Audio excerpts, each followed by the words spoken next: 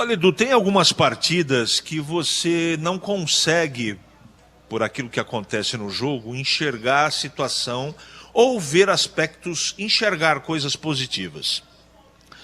Nesse jogo, a Ponte teve vários jogadores sem ritmo de jogo, vários. Mailton, não é? Matheus Jesus, Everton e por aí vai, não é? O time não deixou de lutar em nenhum momento nos 90 minutos. A torcida reconheceu isso. Então, para explicar o empate, né, para mim está muito tranquilo explicar. Porque o comportamento defensivo da Ponte, como aconteceu em Novo Horizonte, eu achei que hoje seria diferente, acabou comprometendo, infelizmente. Comprometeu de maneira direta. O primeiro pênalti, já explicado pelo Tigrão, enfim, toda a parte defensiva, a gente falou durante a transmissão, não precisa repetir aqui, não é? O problema, Edu, que algumas coisas, dentro de um campeonato curto, perigoso, não é? Eu não tenho dúvida nenhuma que a Ponte vai passar de fase, não sei se líder ou não, mas esse mole que a Ponte deu, de novo, como foi em Novo Horizonte, ele precisa parar de acontecer. E eu estou falando essencialmente no comportamento individual de alguns jogadores. Nós estamos na 6ª rodada, né, Edu? Se eu não estou enganado. É a 7ª. 7ª, né? 7ª, Esse isso. jogo foi o 7º? Esse foi o 7º, isso. Nós estamos aí praticamente na metade do campeonato e já deu para ver com quem o Hélio pode de verdade contar. Contar de verdade, aqueles que dão conta do negócio quando a situação, como hoje, ela fica apertada. Alguns você não pode contar. Então é a lei natural da sobrevivência dentro do futebol. Quem tem garrafa vazia para vender vai se apresentar e vai tomar conta da posição, vai ter mais oportunidade. E nós vimos um time no primeiro tempo merecendo uma outra situação que terminou em empate, né? Terminou empatado o primeiro tempo. A Ponte jogou futebol, na minha opinião, para ter vencido a primeira parte dos tempos, o primeiro tempo. Mas no segundo tempo a coisa mudou um pouco, pelo menos até 30 minutos, 30, 35. A Ponte voltou menos intensa, mais intranquila, e o Juventus, que realmente o empate estava legal para ele, e ainda mais no segundo tempo abusou do direito de contra-atacar.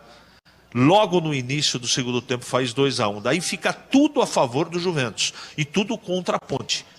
Contra no aspecto emocional, a confiança vai lá embaixo, os erros começam a acontecer em profusão. E esse foi o jogo que eu vi, principalmente dos 12 minutos aos 35. A Ponte se desorganizando, a Ponte não jogando com inteligência. Ela poderia ter feito diferente se ela tivesse tido mais calma, mais tranquilidade e pensasse mais o jogo. Juventus tem um time competente, a gente sabia que daria trabalho para a Ponte, mas a Ponte teve um adversário competente na marcação dos contra-ataques, mas ela se atrapalhou demais.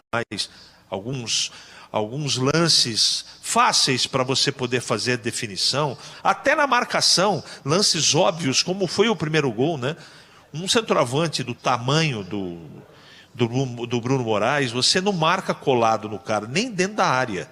Você tem que dar um espacinho para obrigar ele virar em cima de você. Ele se abraçou, não, quem abraçou foi o Thiago.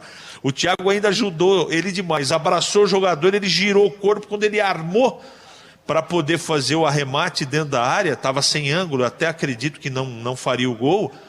Eles caíram ali, ficaram abaçados, e um lance que para mim determinou o curso de muita coisa na partida. Então, empatou em casa, é um desastre? Não. Eu acho que nessa partida, foi o que eu disse no início do meu comentário, dá para enxergar o copo meio cheio. Dá para observar nessa partida aspectos importantes.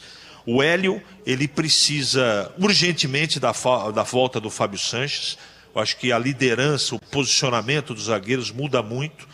Eu não quero aqui ficar arrebentando o Thiago, né? Ele é um menino de muito valor, mas hoje, como aconteceu contra o Novo Horizontino, o trabalho dele foi comprometedor. E isso a gente tem que colocar no bojo do comentário. Você não pode... É um aspecto individual que comprometeu. Foi isso que aconteceu na partida. Então, foi um 2-2 da garra, do coração, da força da torcida, da força que veio das arquibancadas empurrando o time. E a Ponte deu um jeito de empatar graças, primeiro, à magistral assistência do Elvis e do oportunismo, da força de vontade e do presente que ele recebeu dos céus. Esse Matheus Jesus, ele correu uma barbaridade no primeiro tempo. Em todo lugar do campo esse cara estava, e você veja que ele é um cara grandão. No segundo tempo eu nem sei onde ele foi buscar forças, mas ele achou essa força para poder ajudar o time a empatar.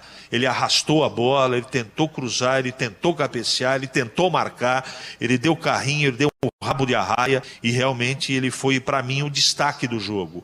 O destaque pela superação que foi. A Ponte não fez um grande jogo. Ela jogou bem no primeiro tempo. Mas não dá para falar de grande jogo se não acontecer um equilíbrio defensivo.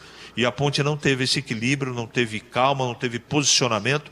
E no segundo gol do contra-ataque, faltou uma recomposição mais rápida. Alguns jogadores pararam no meio do caminho e não deram a força necessária para os homens de defesa, apesar de achar que o centroavante do Juventus, o Bruno Moraes, saiu no costado do Thiago entre o Arthur, que estava lá na frente, que perdeu a bola, e o próprio Thiago. 2-2 foi a cara da partida, pelas oportunidades, pelo que foi o segundo tempo. Não dá para chamar de injusto, não. A Ponte errou demais de novo, e o Hélio tem que observar e corrigir os erros, porque senão a Ponte mais à frente vai ter sérios problemas a Série A2, Edu.